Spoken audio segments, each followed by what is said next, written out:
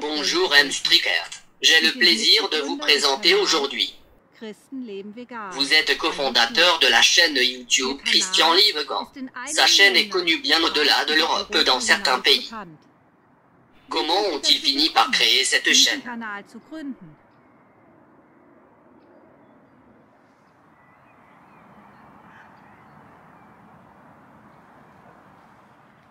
Unter Christen herrscht oft eine große Diskrepanz zwischen Geist, Seele und Leib.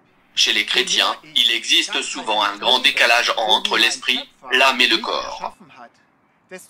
Plus je vis de manière holistique, à mesure que mon Créateur m'a créé, plus ma relation avec lui s'intensifie. J'en ai moi-même fait l'expérience au cours de ma vie et j'aimerais partager cela et mes expériences avec âme dans. La Bible m'est constamment révélée de nouveau, non pas comme un livre théorique, mais d'une manière très pratique dans ma vie quotidienne. J'aimerais partager ces nouvelles perspectives avec vous via la chaîne YouTube.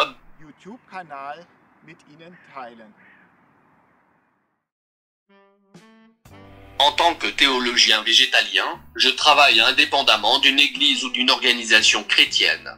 Je gagne mon argent moi-même afin de ne pas dépendre théologiquement des financiers pour ce que je peux et ne peux pas dire théologiquement. J'ai été influencé par mes parents, qui étaient ecclésiastiques et missionnaires.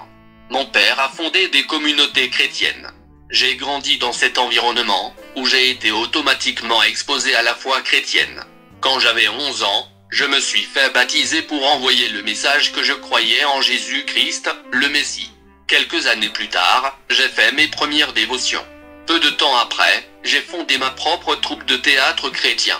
J'ai aimé interpréter la Bible et la présenter de façon vivante et dans la vie de tous les jours par le biais de diverses méthodes. Même à cette époque, je pensais beaucoup à l'esprit, à l'âme et au corps. J'ai également connu de nombreux conflits théologiques au sein de ma famille. En tant que chef de mission, mon père savait exactement ce qui était bien ou mal selon la Bible. Nous étions les dons de Dieu qui connaissaient la vérité. C'est précisément à cause de cela que l'écart entre la théorie et la pratique est devenu de plus en plus évident chez moi. D'un côté, j'ai entendu les paroles depuis la chair, mais la vie à la maison à table ne leur correspondait souvent pas. J'ai également constaté cette contradiction dans ma vie. En plus de 50 ans, j'ai découvert de plus en plus de domaines qui ne cadraient pas avec l'enseignement théologique et biblique. La miséricorde, l'amour, la vie, le jugement, l'enfer et le salut sont interprétés différemment dans la Bible. Les anciens, les pasteurs, les prêtres et les chefs enseignent ce qu'il faut croire dans le cadre de leur propre cours de foi de base. Malheur à celui qui ne se soumet pas à la vie. Il n'est alors plus responsable et est exclu des cercles. Il est intéressant de noter que les sermons que j'ai prononcés ont souvent été bien accueillis par la congrégation, mais moins par les dirigeants. De nombreuses communautés ont une structure hiérarchique, les scribes et les anciens sont les gardiens de l'Église. Au même moment, j'ai vu combien de ces gardiens de la vérité étaient épuisés parce qu'ils étaient débordés par cette tâche. La foi vivante et enfantine en Jésus-Christ est perdue. Non seulement cela, mais aussi certains membres. Il est temps de mener à bien la réforme de Martin Luther non seulement sur le plan spirituel, mais dans tous les domaines de la vie. Cependant, cela prive les chefs spirituels de leurs outils pour décider si la miséricorde peut également être accordée à leurs membres. Même à Wartburg, où Martin Luther a traduit la Bible en allemand, un anabaptiste a été jeté en prison pendant des années, sans parler des guerres de religion, des armes, des bénédictions, etc. Et maintenant.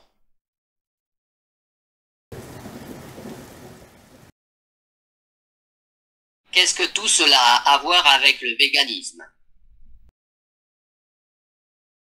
J'ai fait beaucoup de choses au fil des ans. Chanter sur l'amour de Dieu le dimanche, écouter des sermons puis manger un animal mort au déjeuner sans empathie ni compassion ne correspond pas au message de l'Évangile. Cette séparation des domaines de l'esprit, de l'âme et du corps a également été fortement encouragée dans la médecine et les affaires ces dernières années, avec des conséquences fatales de plus en plus visibles. Malheureusement, cette tendance a également été souvent très fortement soutenue par les chrétiens.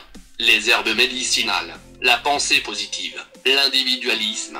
Le caractère unique de la personne était ignoré et associé à de nombreux cercles chrétiens.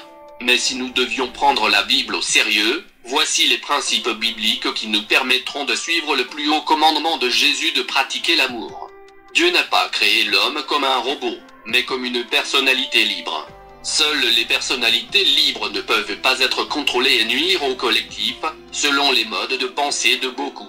Jésus a bousillé ce système de valeurs. Cela est clairement indiqué dans le Sermon sur la montagne. Jésus n'a exercé aucun pouvoir pour soumettre la population, pour la servir. Grâce aux habitudes alimentaires de ceux qui mangent de la viande, l'idée d'exercer un pouvoir sur les animaux est inculquée jusqu'à ce qu'elle soit gravée dans le subconscient de l'individu. Ce comportement est donc considéré comme normal. De plus, le seuil d'inhibition pour exercer un pouvoir sur les personnes diminue rapidement. Nous pouvons clairement voir comment les guerres sont encouragées afin d'affirmer sa propre prétention au pouvoir. Dans les milieux chrétiens, ceux qui pensent différemment ou qui sont qualifiés de sectaires sans les considérer comme des créatures de Dieu sont méprisés. Mais si nous examinons de près chaque chrétien, un grand nombre d'entre eux ont leur propre livre spirituel, prédicateurs, prophètes où ils sont jugés. Parfois, cela ressemble à une compétition entre chrétiens pour savoir qui occupera les premières places du classement. Si je suis fan des meilleurs classements, je suis très demandé, tandis que ceux du bas le sont moins. Rien à redire, mais l'amour ne doit pas manquer. Même les 10 commandements ne sont qu'un outil, tout comme la Bible. Si tout le monde l'aimait comme Jésus l'a montré pour nous, nous n'aurions pas du tout besoin des 10 commandements. Par amour, nous ne volerions pas, ne tuerions pas ou ne commettrions pas l'adultère de nos voisins.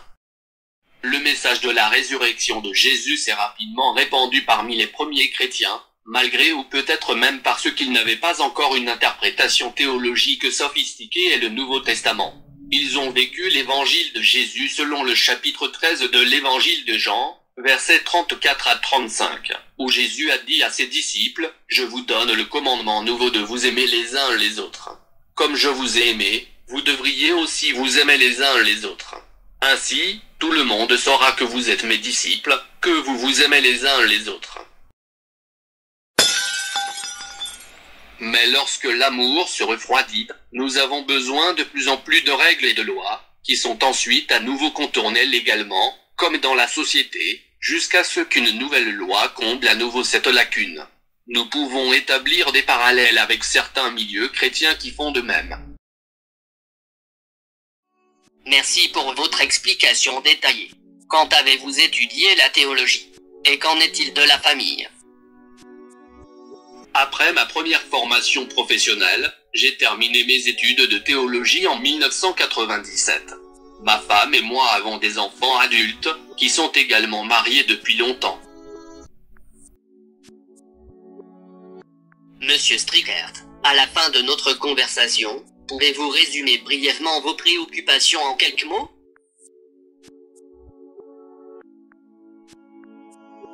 Notre objectif en tant que Christian Living Vegan Team est d'être un guide vers Jésus, le Messie, qui est vie et amour. Chaque individu doit lui-même faire le pas vers son Créateur. Il s'agit d'une relation individuelle personnelle qui se déroule de différentes manières. Cette relation avec le Créateur mène à la liberté, à la paix, à l'amour et à tout ce à quoi aspire le cœur humain. C'est pourquoi ils vivent non seulement spirituellement avec l'amour de Jésus, mais aussi avec leur âme et leur corps. Nous aimerions les aider à y parvenir et à y grandir nous-mêmes.